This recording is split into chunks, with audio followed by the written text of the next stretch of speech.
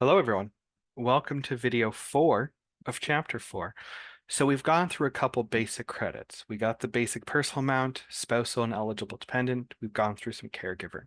In this video, I'm going to throw a handful of more credits at you before we get into larger credits such as medical expenses and charitable donations. So let's get to it. So now discussing other tax credits for individuals. We have the age tax credit. So once someone is of an older age, their ability to work becomes a little more confined, and also they might get to a point where they want to retire. So people who are retired, people who can't work due to infirmities, that restriction on their income means they're set on a fixed income. There's not too much they can do to increase their output. So we give them a tax break. We give them a credit specifically due to their age. So the age tax credit comes into play when someone turns 65 in the year. The tax credit base is $9,028.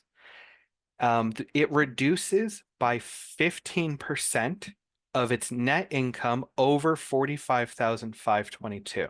So for every dollar the person makes above this number, they will lose 15 cents of credit. So in order to remove the entire $9,000, their tax credit base isn't completely eliminated until their income is just over $105,000. So 9,028 divided by 15% plus our income base of 45,522.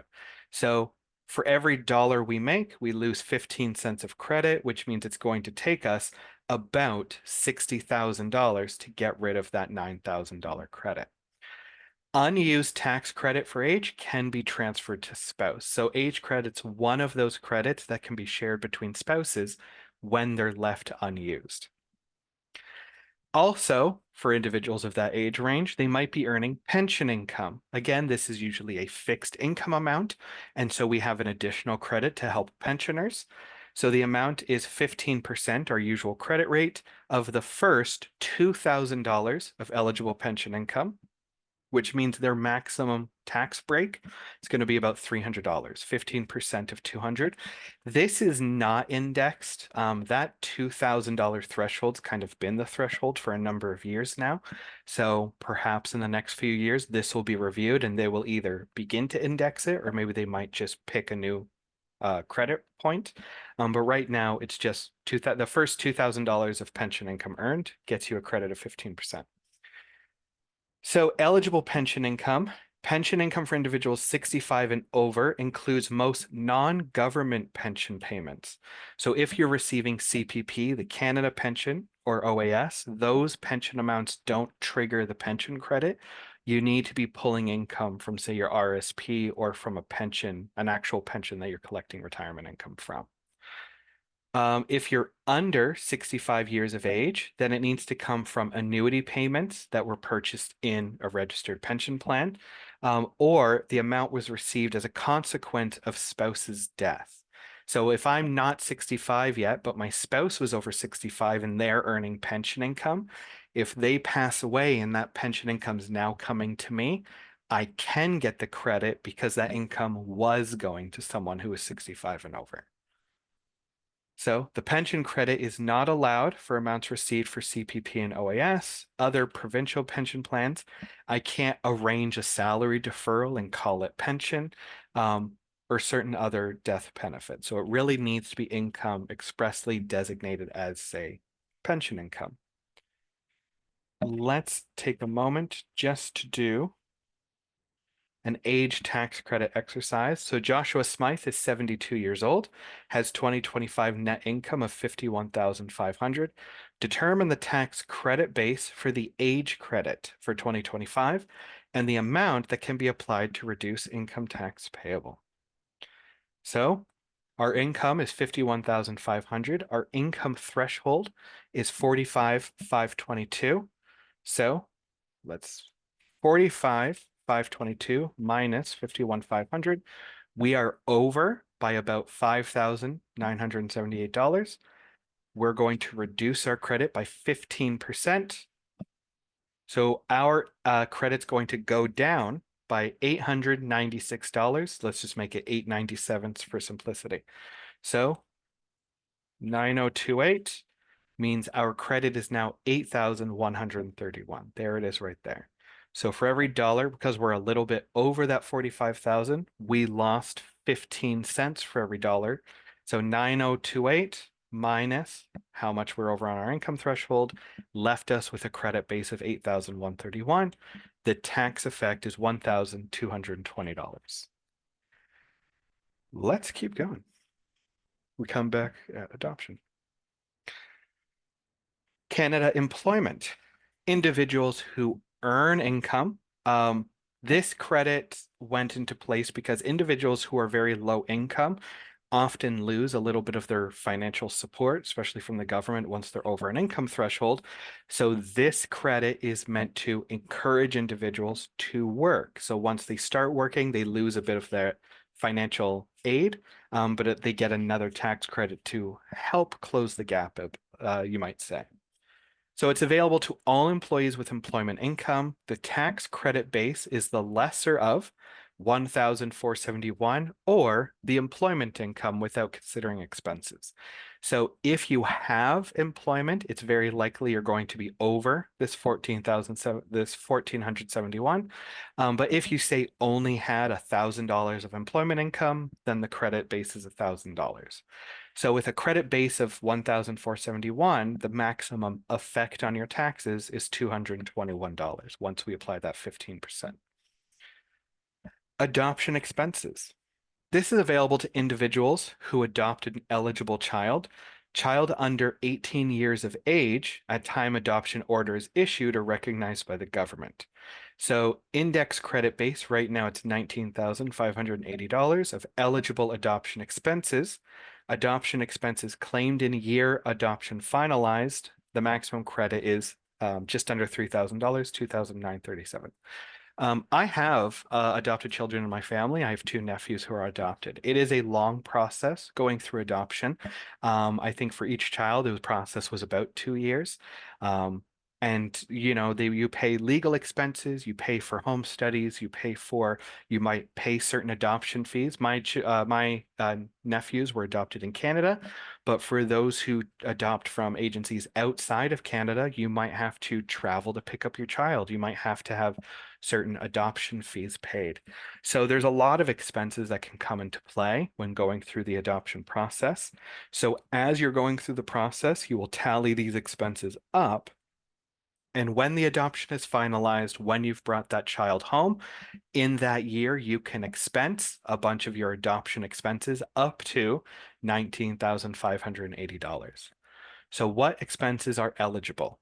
So during the adoption period, it's fees to agency, the adoption agency, court and legal fees to process the adoption, reasonable and necessary travel and living costs. If I need to travel out of country in order to meet and pick up my child from the adoption agency, that's included, and other reasonable adoption expenses that might be required by the government for certain licenses and fees, or the adoption agency to process certain paperwork. So our adoption period begins the earlier of when the application is registered, the application made for registration with the adoption agency or an application made to a Canadian court. Basically, you need a document saying, I am initiating an adoption process. So once you've initiated that process, whether with the agency or with the courts, that's your start date. Now the dollars that are accumulating from that process from that date. So if before that date you had gone to another country and while you were there, you went to an adoption agency, you saw some children, and you're like, oh wow, there's a child here I really connect with and I want to adopt them, because there's no established date in the paperwork yet, that trip is not eligible. But once you have a document saying, okay, we're starting the process, we can start accumulating those expenses for the credit. And it ends the later of when the adoption order is issued, which is usually by the courts, or time child first begins to reside permanently with you. So it's the later of either when the court approves the date, meaning the courts have finalized, they've substantiated, they'll have a document saying, all right, the child is now adopted as of X date, But if they finalize the adoption and I still need to go get the child from wherever the child happens to be, the expense to travel to finally bring them home is included. So the earlier date of our documentation, the later date of when the court's finalized or when the child's actually living with us. Let's do an exercise on that because those are fun. Um, 219. Here we are. Adoption expenses. This one's a little long. Ari Caput and his spouse have adopted a child. The adoption process began in June 2024. Adoption process started in June. They applied to adoption agency licensed by the provincial government. Later that year, they traveled to the home foreign country of the child to discuss the adoption. The cost of the trip was $4,250. Their provincial government opened the adoption file February 13th, 2025. So we have two dates here. In June is when the adoption agency started their paperwork for the license. February is when the courts opened. So we get to the provincial government opened the adoption file, and the foreign adoption order was issued on August 27th, 2025. In September, the couple returned to the country to pick up their daughter. The happy family returned to Canada in September. The cost of the trip was $6,420. So we have a June 2024 and February 2025. Our period starts at the earlier of these two. So we started the paperwork, the adoption agency. That's when we started accumulating expenses. And we didn't bring the child home until September of 2025. So that entire period is when we can accumulate expenses. So the original trip was $4,250. The trip to pick up the child was $6,420. Additional expenses paid during the first week of September 2025, still within our window, was $1,600 paid to the foreign orphanage, $3,200 paid to a Canadian adoption agency. Legal fees incurred for the adoption process was $2,700. After arriving in Canada, an additional $2,500 in medical expenses were incurred for the child prior to the end of 2025. I don't think the $2,500 in medical expenses is part of this because medical expenses is its own credit. And also, once the child was with us in September 18th, that's the end of the window. So the medical expenses after that date, say in October and November, aren't part of our adoption process. Mr. Caput's employer has a policy of providing reimbursement of up to $5,000 in adoption expenses eligible for the adoption expense tax credit. This amount was received in September and is considered a taxable employment benefit. What is the maximum adoption expense credit that can be claimed by the couple?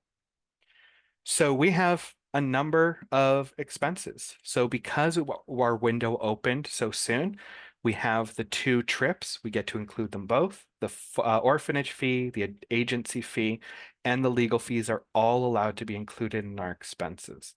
So our total eligible expenses is $18,170, which is below our credit limit. So we get to claim 15% of this total credit base, $2,726. So we are going to save taxes of $2,726. The $5,000 that we were reimbursed from work is not going to affect this credit amount. We're going to include that in income. So we will have to calculate additional taxes for it, but we are going to be subtracting a certain amount of tax credit from our overall payable. So that's adoption expense credit. And I'd like to continue on with just a couple more. Yeah, just a couple more. Home accessibility tax credit. If someone has, so it's a non-refundable tax credit for renovations to allow seniors and persons with disability to live more independently at home. The tax credit base is the lesser of $20,000 and amount of qualifying expenditures. So we're talking about renovations to help someone get around. Perhaps if they're now in a wheelchair, we have a ramp to get them into the house.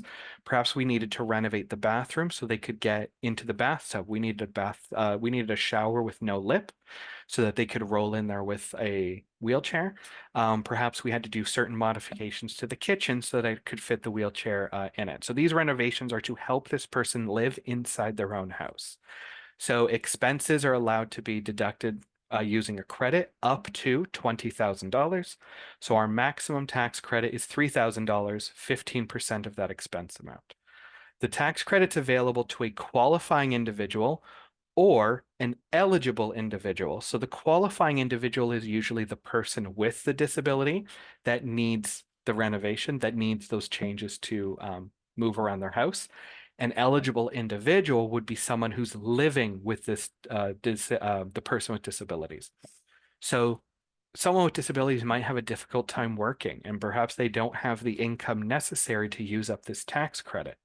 Well, if they're being financially supported by a spouse or an eligible individual living with them, well, then that person can use up the credits.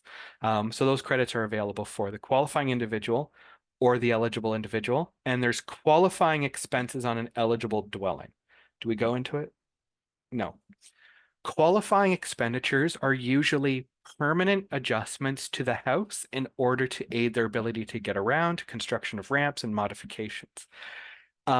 Upkeep and maintenance expenses aren't really allowed. So if you pay for someone to, let's say I'm now in a wheelchair and I can't shovel my snow from shovel the snow from my driveway anymore, and I hire someone to do that, or I hire someone to maintain the lawn, those are shoveling the snow helps me get out of my house, but it's not like a permanent fixture to aid in that. It's just more of a maintenance upkeep cost. So that's not qualifying. But if I put in a ramp to allow me to get from my front door down to the sidewalk, that would be, because it's a permanent fixture, a qualifying expenditure. So you have to be careful about what qualifies, and really that focus is what is a permanent renovation to the household and what is maintenance and upkeep. So I think we have an additional question on that as well. Man, we are firing through these exercises, aren't we? Okay, home accessibility tax credit. Della and Maria Jacobs are married and they're both 68 years old. They jointly own the house they live in. Because a recent automobile accident injured her back, Maria has limited mobility and has great difficulty climbing stairs. So in 2025, the couple spent $8,500 installing a ramp to replace the steps to the front door and $2,000 for a snow removal contract as Maria was no longer able to help shovel the snow. What's the maximum home accessibility credit to be claimed for 2025? And who should claim it? Well, the home accessibility tax credit is only available for the cost of those renovations. So that $8,500. The $2,000 we spent for snow removal, that's an upkeep cost. We can't claim it. So it's well below that $20,000 limit. So the lesser of eligible expenses or credit limit, $8,500. So we'll be able to reduce income or income taxes by $1,275. That's the $8,500 times 15%. So this is a non-refundable tax credit. So we can claim by either spouse. So if Maria is unable to work because of her injury, then we would probably want the home accessibility credit to be claimed by their spouse. Della, I think her name was. Della. So there we go. That's the home accessibility tax credit. Hopefully that was understandable enough. We're going through these kind of quick. It's expensive to buy a house and it's hard to get into the market. So there's a first-time home buyer's tax credit specifically to help buyers get into the housing market who weren't otherwise there before. So it's available to first-time home buyers who acquire a qualifying home being like a housing unit, something you actually have to purchase. So neither individual or spouse owned and lived in another home in year of purchase or any 4 preceding years. So we're trying to have for this, the credit is meant for first-time home buyers or people entering the market. So if me or my spouse have already owned a home, we're already in the market. So we don't get the credit when we move. Now, maybe I've never owned a home and my spouse and I have just gotten married and they owned a home. Well, because they owned a home, us as a unit are in the housing market. So neither of us get the credit. So neither individual or spouse can have owned a home this year or the 4 preceding years. So let's say we sell the house and now we're renting. If once we've rented for 5 years, maybe we lived somewhere else for a while, it's considered that 5 years is enough time to pass that we have fully exited the housing market. So trying to get back into it will require another first-time homebuyer's tax credit. So we can reclaim the credit, but we have to have not been involved in a house or owned a house for 5 years. It can be claimed by either individual or spouse, can be shared between them. Normally, if one person has enough income to use the credit, just use it on one. The credit base is the first $10,000 of costs for the qualifying home, which means the maximum tax credit is $1,500, 15%. Volunteer firefighters, volunteer search and rescue. So if you volunteer for search and rescue or firefighting, you're generally not paid for it, or at least you get a very small amount of income. Um, so if it's something you're helping out with, if you've performed 200 hours or more of volunteer service hours, or a combination of whether it's firefighting, search and rescue, etc., as long as your minimum hours has reached over 200 hours, then you get a $6,000 credit base.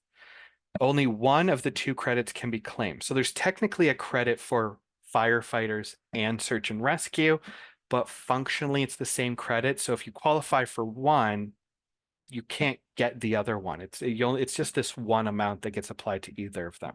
So you only get one of the two credits, but the credit base is $6,000, which can save you $900 on your credits, on your tax payable. If applicable, there's also an additional $1,000 exemption from net income. So I mentioned that sometimes volunteer services, especially if they're on watch, then maybe they might get an honorarium or a stipend. So it's, $100 or $150, or maybe it's $50 for every month that they're on the team. So that income can be added, but you can exempt up to $1,000. So we'll save $900 from our $6,000 credit base, but we could also save the taxes on additional $1,000 if we're getting those small honorarium amounts. But the credit base is the more important factor here because we're discussing credits. So the 6,000 is kind of an all or nothing. If you've hit your minimum hours, you get the $6,000. If you haven't, you just kind of don't. This is a recent increase. It was $3,000. It goes to $6,000. So if you get a question regarding this particular credit and you accidentally use the $3,000, send me a message and I might consider giving you the point anyway. Okay, so that's a handful of credits we've gone through in this video and the last few videos. When we come back, we're going to be discussing a couple of the larger calculations in charitable donations and medical expenses. So thank you for your time. I'll see you in the next video.